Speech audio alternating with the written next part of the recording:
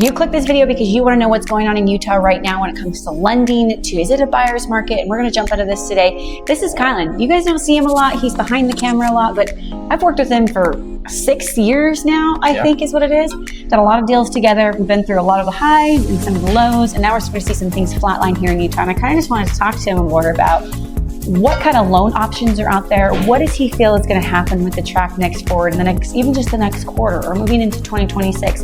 What we feel like needs to be happening in this market today. So you guys hit that subscribe button and the bell for notifications because I do make a video once a week so you can get to know me. I am Jenny and I'm with Real Broker and I'm a real estate agent here in Utah.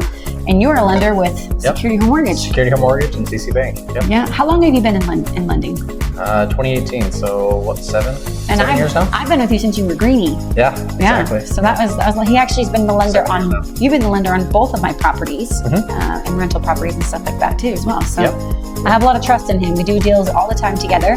And so I just kind of want to get your vibe. Kylan is really intuitive, and that's what I like about his young spirit in lending because he is on the younger scale of lenders.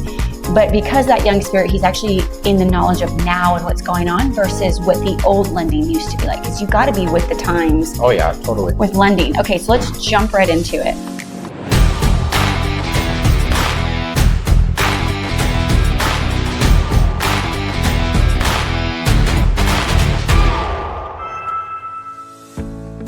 All right, we're just gonna jump into it, have some conversations. This is gonna be good. More low-key, whatever that is. Both. That's why we're drinking water. He just exposed us. I guess it is a clear straw. We're like, we're not gonna get any soda. Okay, so there's quite a few things between first-time home buyers and people who already own homes and recommendations moving forward, right? We know that first-time home buyers has been a large talk because it's been hard for first-time home buyers to get in. Do you recommend first-time home buyers getting in now? How to get in? Talk about some of the loan options that they might have. Just go for it. Well, I mean, like, the best time to buy is always yesterday, right? Oh, if you can afford. Yeah, if you can afford it, right? Yeah. But I mean, like, there's different ways that buyers can help offset mortgage payments. Like, if that's what they're stressed about, right? You know, like, you can always rent out a portion. You can do like 2-1 buy downs, 3-2-1 buy downs, right? Stuff that gets the payments lower. 3-2-1 buy downs. And we'll talk about that in a little bit. But I mean, it's always a good time to buy. You got to remember, like, the market is dictated solely off of how people are purchasing, right?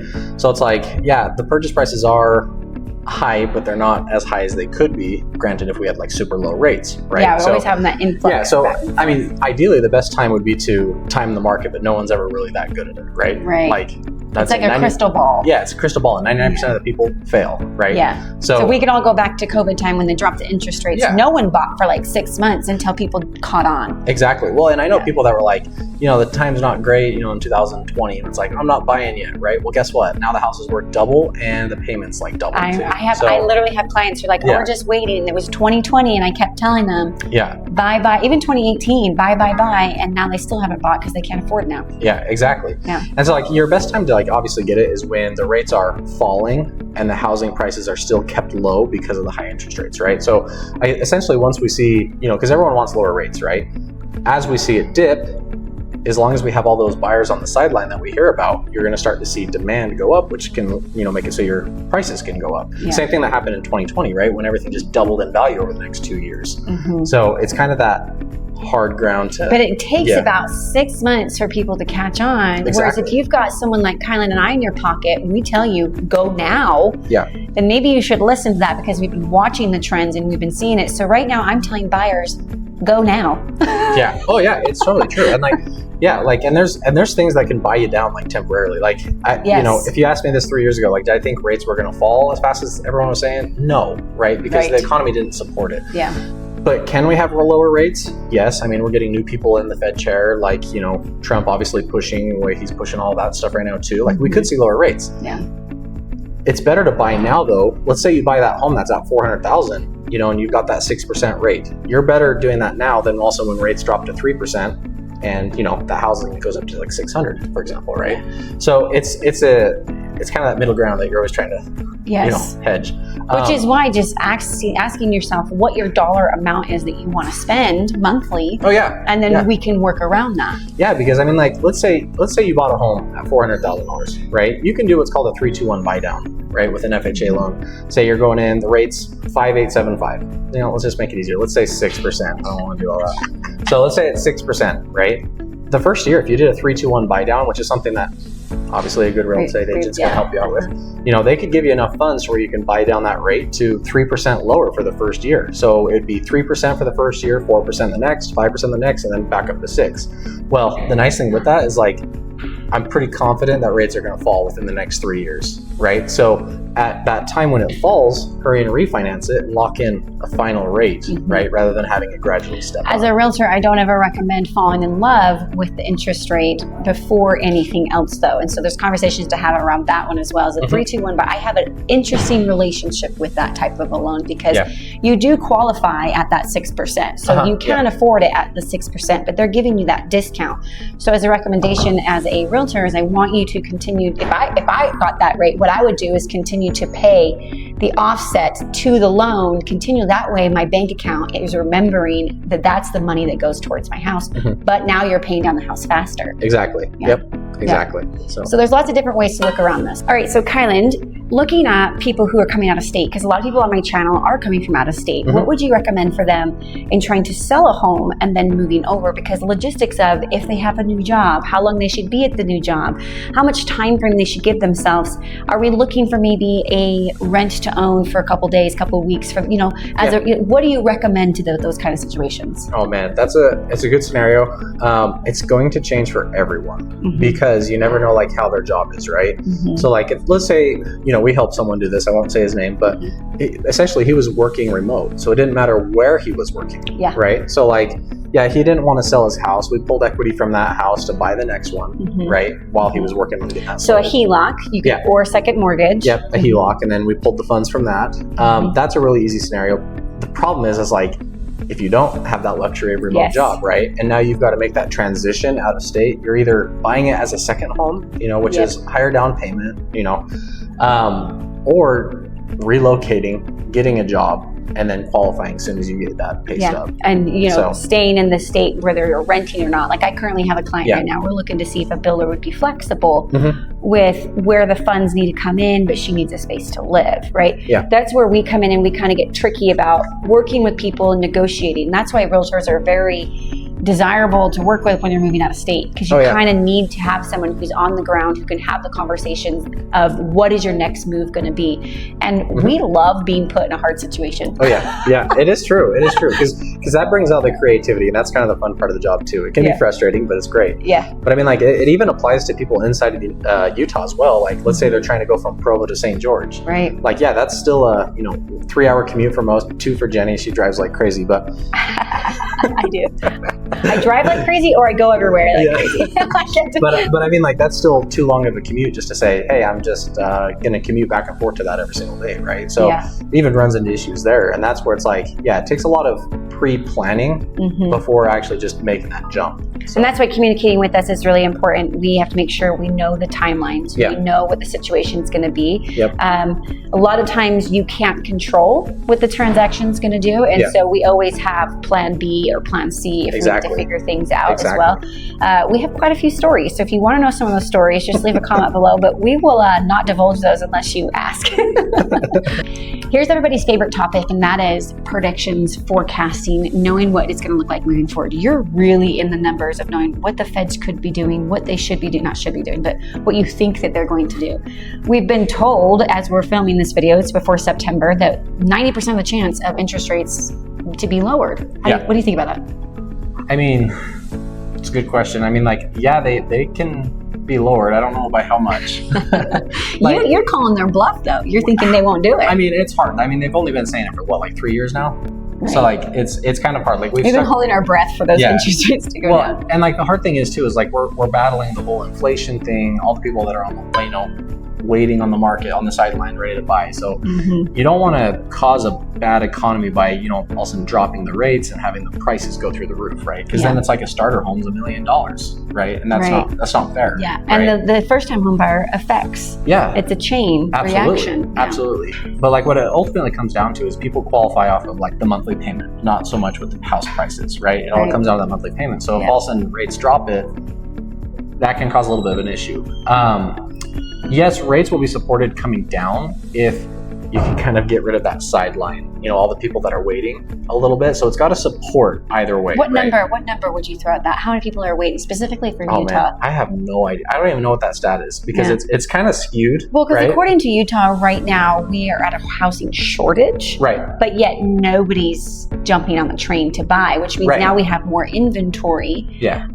But the people are there as far as the numbers are concerned, and those people who could get into homes, but for some reason they don't want to buy. Well, exactly. Yeah, and everything's just so expensive, so it's hard to do. So, yeah, So if you were to tell a first-time home buyer right now who's doesn't know if they quite qualify or not, needs to get some information, what would you recommend to them? Yeah, that's a good question. Talk to the lender immediately, because that way you can at least be ready. Because I always tell people, they're like, oh, well, I don't want credit pulled. I don't want this. I don't care. Like, that's great. We don't have to pull it. No, but we don't ever pull credit when you do a consult. No, but like the best thing to do is at least know what your options are, right? Because it's like kind of like our responsibility, like our fiduciary, responsibility to at least like educate people so they don't get burned. Because I feel bad for those that have been priced out of the market just simply because they had bad information. Right. So it's like when you're ready to even like start looking, or you're curious about it, get qualified, right? At least not even get qualified, but talk with the lender, know what your plans are.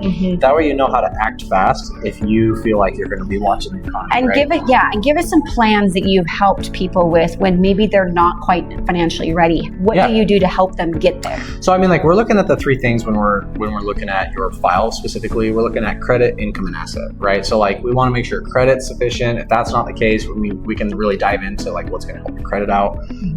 Like income, you're qualifying off of like your debt to income when purchasing a house. So, if you're making $11 an hour and it's not sufficient, well, guess what? Now we can work towards a goal that we set. It's like, hey, I want the house at this price. Okay, well, how much do I make? Reverse engineer it, right? And then we can break that down so you have a mutual goal to work for.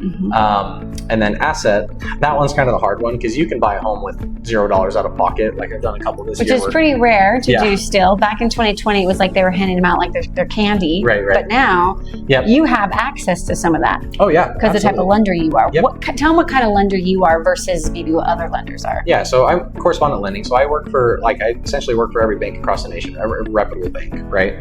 Which makes us huge for me. Which is big because it makes us have access to just way more programs. And like I also carry a lot more information, that I can give to buyers and whatnot and help them. The nice thing is too, we're paired up with the bank as well, which gives a like professional loan. So even like doctors and stuff like that, like we've got special loans for them. Like we've got like special, all sorts of stuff. The world is your oyster. Yeah, exactly. And like we're always trying to find like innovative ways to help people get into housing, right? Yeah. So like we're still coming out with programs, I feel like monthly at this point with new stuff, which is kind of cool, but yeah. Okay, so you talked about programs. I want to jump into programs. What kind of programs could you offer all types of buyers? Obviously, first-time home buyers are the ones looking for the most incentives because they might not have the cash in their pocket. But let's talk about some of those. Yeah, I mean, like, so like more like first-time home buyer focus, all of it. Or just kind of generally? Let's just do a little bit of all. So I mean, like, you're up against, I always pitch like 5 different types of programs. There's really more than that, but just a simple mind, right? So you've got like conventional 5% down. You can go down to 3%, kind of depending on your scenario. You've got FHA 3.5% down. Which I actually prefer FHA, depending on your situation, but usually the interest rates are lower. Oh yeah. FHA always has lower interest rates than conventional, which makes it really nice. But all of them have their own rules. Yeah. So yeah. Yeah, a very big first-time homebuyer one is at FHA because it's a lot more lenient with like debt to income. So you don't have to make as much to buy that house. Yeah. Right. Another one, VA, for veterans. I'm gonna skip over that one. That one's really good. They get hooked up, and then you've got USDA, which is like more of your rural areas in Utah, which are disappearing. Yeah, very fast. Utah's getting very overpopulated. Saratoga Springs, Eagle Mountain, Salem, Spanish Fork, all used to be rural just a matter of 3 years ago, and now. Yeah, they're taking them all out, and they're always updating that. The census report told us the population does not account. Exactly. And so and then the last one being Utah housing. That one's a very big one.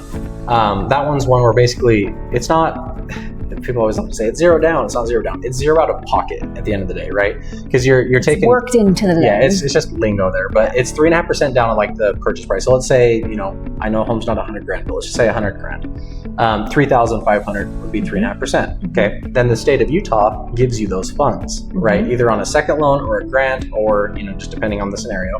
But that one's very big. So then the interest rate goes higher on the down payment money they gave you. Exactly. Yeah, because that's how I think Utah makes their spread on it, right? Makes their profits. And then like besides that, you've got your self-employed borrowers and everyone that, I work with a lot of business owners. That one gets very tricky. Yeah, it gets very complex. But I mean, you have a whole different realm. So that's government lending, right? Yeah. And then a whole new spectrum, you've got non-QM stuff, right? Non-qualified mortgage, which is like, stuff that doesn't necessarily fall inside of like government rules, right? So maybe you are self-employed and you wrote off all your money, right? So on paper, you're poor, but in reality, like you've got a lot of assets, right? You make really good money. We can go off of just bank statements, right? We can go off of a profit loss. I mean, we can go off of so many different things. Like, I mean, you still have to have 2 years of the self-employment though history, on right? certain things. On certain things. Like there's so many. Just be prepared to be financially dug at. Yeah. they want to know everything in your back pocket. Yeah. Like it does feel like kind of like an interrogation, but it's not because it's like, hey, I'm going to find a reason to disqualify you. It's like, hey, I'm going to make sure you have every option, right? So like, I don't ever say like, hey, you're not approved. It's always like, hey, not yet. You just have to do this, or let's look at this option, right? And maybe it's not the most appealing, right? But at least they have an option. But if you can't qualify for a government one because you don't have that 2 years of history, or because the way you file your taxes, because you know how 1099s are with their taxes. Oh yeah. You don't want to pay taxes, so you do everything you can to keep the expenses in the business. Yeah, and I mean, when it comes to that whole tax stuff, like there's so many different ways to look at it too. And I mean, I could talk all day about taxes. I'm not a CPA. I don't claim to be one at all, but I do know that when it comes to navigating your taxes, that is where the game is at. yeah, it is. There's a lot that goes into it. But I mean, like there's so many different types of programs. The biggest thing is just talk with the lender, get qualified, know what your options but let's talk about these first-time home buyers ones that are basically like you just talked about, how the 450 grant with new builds, you're getting a down payment of, you get $20,000, right? Yes. So that fund is running low though. Like they only have so many left. Yeah, they put money into it like every year, and then there's only so many of them, right? But they essentially have like 3 or 4 different programs, depending on how you're looking at it. If you're trying to get grant funds, like true grant funds, like 0%, they don't need to be paid back within a certain amount of like time frame.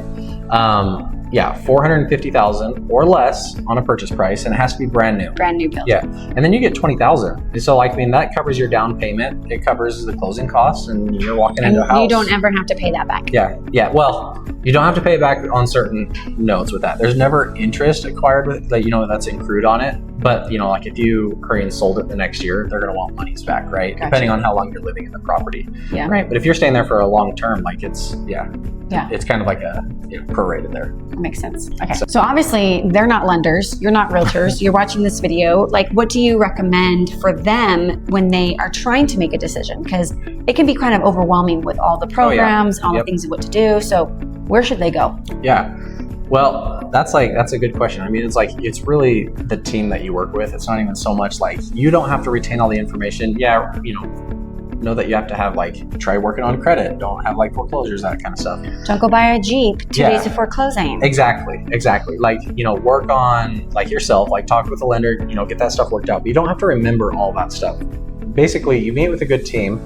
Someone that can know the market, on what homes you're looking at, someone that can know the finances to know how you get you approved, and then we can recommend it. Some of our favorite clients, and I love all my clients, don't get me wrong, but some of our favorite clients are just when they say, Kylan and Jenny, we trust you, just get us into the house. That way we can scream and yell behind closed doors of oh my gosh, we got to fix this, we got to adjust this has got to go here, this has got to go there, but we get the job done. We always have. Yeah. And so that's where, I've gotten phone calls from Kylan when I'm on a cruise, and he's like, hey, Jenny. And I'm like, why are you calling me? Hey, we got it fixed though. We got it fixed. It was good to go. We live in the world of crazy numbers are always fluctuating, always changing. But the great thing is, Kylan says, if you hire the right team, I'm going to say that again. If you hire the right team, then they know how to navigate through those numbers and work through all of the shenanigans that you don't even need to, they don't need to understand. Please don't understand it, because it's why we have careers.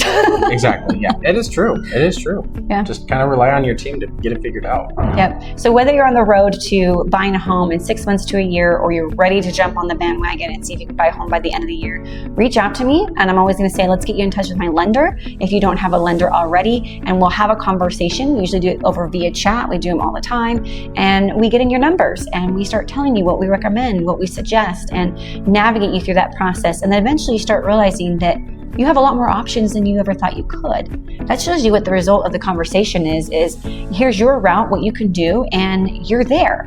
There's a lot of times I tell people you are there, but that they're still fearful. So I want to talk about that. Okay, so Kylan, fearful people. Let's talk about the fear. There's a lot of fear in the market right now, and I kind of just want to deflate it a little bit. I've seen a lot of realtors on YouTube, I've seen a lot of realtors on social media talking about don't buy a house right now, don't do that right now, and they're clickbaits. It's like reading the front of a magazine or the front of a newspaper, and unfortunately you might be buying into that.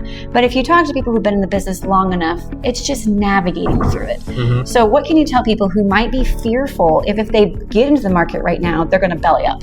Right. I mean, that's a good question. I mean, like, no one can predict the market, right? You can go off of like statistics and like how the market looks. There's no reason the market should just go belly up at any point, right?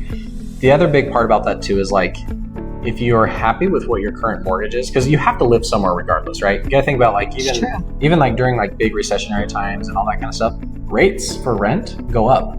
Like rent gets expensive. Why? Because people get fearful of buying, and then guess what? You're just going to go spend a lot of money on rent. And right? I'm a landlord. You're a landlord. Exactly. We compete with the market value because we want good renters. Exactly. That's why rent rises. I want a good renter. Yeah. Exactly. Yeah. Creates a lot less headaches. Yes, it does. But yeah, so like that's a big thing. I mean, like you have to. I don't even know where I'm trying to go. You have to be confident in the professionals who are saying, look, we're living this life. We've been through this life. We lived through 2008. We can talk about 2008 all day, every day if you want to. Leave in the comments below. I can explain exactly what happened in 2008 and how it doesn't match the same method of what's going on here. Not even close. And so it's a different roadmap. It's a different navigating through. The past does reflect the future, but because we've had alternative roads, maps and rules and regulations that have been put in place, it's not going to happen again. Exactly. And like if you're happy with the payment that you're at, you know, like when you're buying the house, like great. You know, like if that's what rent would have been close to, you know, great. Except for you can keep it. So take this image of a fear of the market and just zero in on your situation is what I'm hearing. Yeah. Just focus on your situation and the numbers that are in front of you. You have a job, you're making the money, you can make your payment. End of story, just keep going. Exactly. Is what I'm hearing. I always have one client that always tells me it's not a risk if you're just going to make your payments. There's true. no risk. Like you're betting on yourself. Like I feel like a lot of people, you know, shy away from thinking like they can get it done, you know, that they can make payments. It's like you're living right now, you're paying for everything you are right now. Like you can keep doing it, right? Like it's kind of almost like you figure it out. Yeah, if we want to get emotional here, because I like to be like more of like a, what do you call that? A motivational speaker. That's something that's a passion of mine. And to give you a little bit of motivation of believing in yourself and believing in your abilities. And one of my favorite quotes lately has been, if you look back, you've lived through your worst day that you didn't think you'd make it through. And here you are now, you made it through. So you have to have confidence in yourself moving forward and saying, I know that I've held a job and I can make payments and I've made payments and I've got my family this far. It's not so much putting your faith into the economy, it's putting your faith into yourself. Exactly. Yep. Exactly. Right on. Yeah. So stop being so fearful. If you're that person, I'm just going to reach out through the camera and just say, look, start the conversations and begin somewhere. So anyway, thank you, Kylan. Yeah. This was great. Absolutely. Let me guys know if you guys have any questions for Kylan, if you want to meet with me or Kylan. I do have a link down in my description, or just stalk me on Instagram. Stalk me on, I don't think I'm really on Facebook anymore, but leave some comments, find my phone number, email me, do what you need to do to get a hold of me. But until then, you guys, I'll see you in my next video.